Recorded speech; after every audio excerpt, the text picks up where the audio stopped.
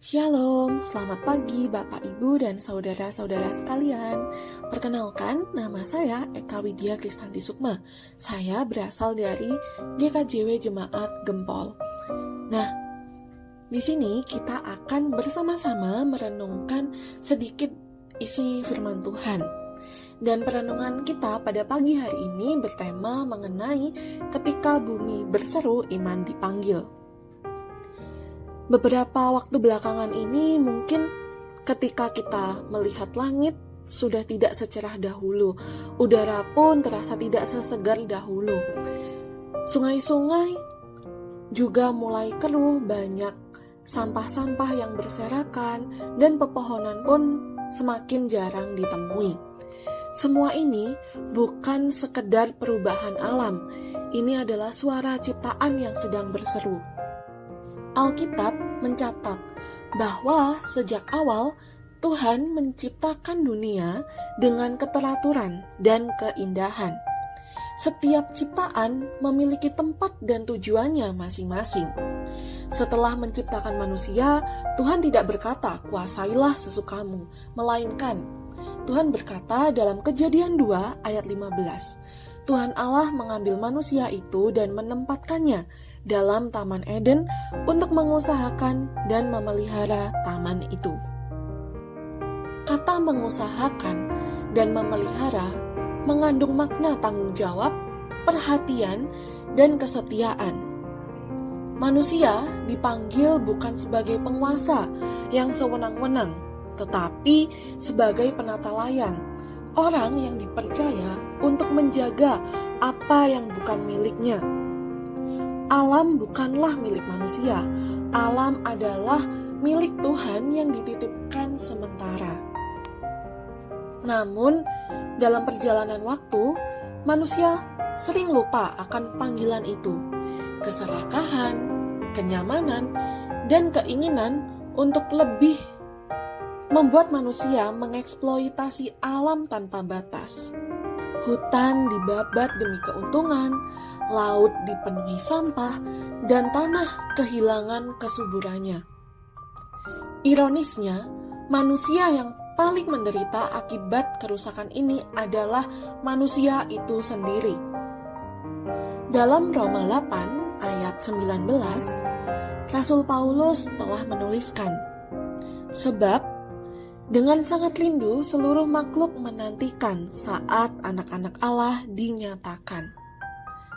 Ayat ini mengingatkan kita bahwa ciptaan seakan-akan menunggu manusia hidup sesuai dengan identitasnya sebagai anak-anak Allah.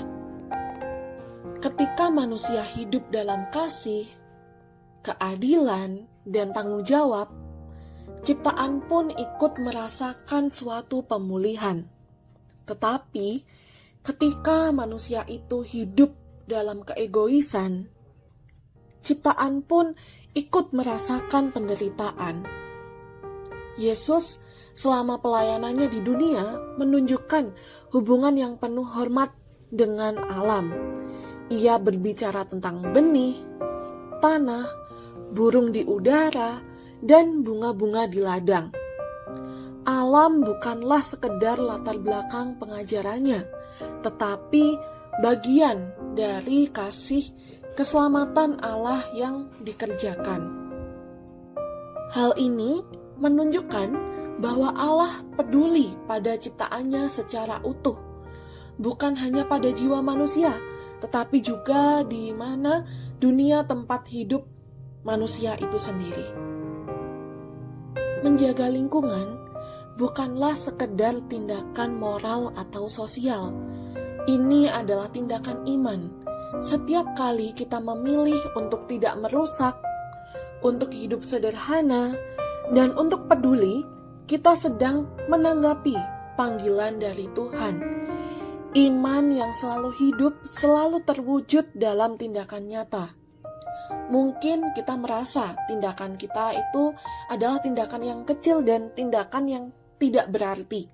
Namun, Tuhan sering sekali bekerja melalui hal-hal kecil. Sebuah kebiasaan baik, sebuah pilihan yang lebih bijak, dan sikap hormat terhadap alam adalah bentuk ketaatan yang sederhana, namun berharga di mata Tuhan. 24 ayat 1 yang berkata demikian, Tuhanlah yang empunya bumi serta segala isinya. Jika bumi adalah milik Tuhan, maka cara kita memperlakukan bumi mencerminkan cara kita menghormati Tuhan sendiri. Yang menjadi bahan refleksi kita dari perenungan hari ini adalah apakah kita sudah hidup sebagai penata layan ciptaan Tuhan? Apakah gaya hidup yang kita hidupi ini didorong oleh kebutuhan atau oleh keinginan? Lalu, langkah kecil apa yang sekiranya bisa kita mulai hari ini untuk merawat lingkungan? Mari bersama-sama kita tidak berhenti pada perenungan saja. Firman Tuhan selalu mengundang kita untuk bertindak. Mari kita mulai dari hal-hal sederhana yang bisa kita lakukan hari ini, seperti menjaga kebersihan lingkungan sekitar, menggunakan sumber daya dengan bijak, mengurangi pemborosan, dan menumbuhkan sikap hormat terhadap alam. Ajakan ini bukan tentang menjadi sempurna, tetapi tentang setia. Setia dalam pilihan kecil yang sering tidak terlihat oleh orang lain, namun dilihat dan dihargai oleh Tuhan. Ketika kita memilih untuk peduli, kita sedang menyatakan iman yang hidup, iman yang bekerja melalui kasih. Biarlah mulai dari kita, keluarga kita, komunitas tempat kita berada, kepedulian terhadap lingkungan menjadi kesaksian nyata. Dengan menjaga ciptaan, kita ikut ambil bagian dalam karya Tuhan. Dan kita ikut ambil bagian dalam karya pemulihan Allah bagi dunia. Sehingga melalui hidup kita, bumi tidak lagi hanya berseru, tetapi juga memuliakan nama Tuhan. Amin. Untuk menutup renungan kita pada pagi hari ini, mari kita tutup dalam doa. Marilah kita berdoa. Tuhan Allah, pencipta langit dan bumi, kami datang dengan hati yang rindu untuk belajar taat kepada kehendak-Mu. Terima kasih atas alam semesta yang indah yang telah Engkau ciptakan dan percayakan kepada kami. Engkau melihat setiap gunung, sungai, hutan, dan makhluk hidup sebagai karya tangan-Mu yang berharga. Ampuni kami Tuhan, ketika kami tidak bisa hidup bijaksana, ketika kami mengambil lebih dari yang kami butuhkan, dan melupakan tanggung jawab kami sebagai penata layan ciptaan-Mu. Lembutkan hati kami agar peka terhadap jeritan alam dan dampak dari pilihan hidup kami. Ajarlah kami untuk hidup sederhana, bertanggung jawab, dan hidup penuh kasih Tuhan. Beri kami keberanian untuk memulai perubahan dari diri sendiri, setia dalam hal-hal kecil, dan konsisten dalam menjaga lingkungan sekitar kami. Ajarlah kami untuk konsisten, untuk tetap setia menjaga apa yang telah Engkau ciptakan ya Tuhan. Biarlah melalui sikap dan tindakan kami, iman kami nyata dan nama-Mu dipermuliakan. Hanya di dalam nama Tuhan Yesus, kami telah berdoa dan mengucap syukur. Haleluya, amin.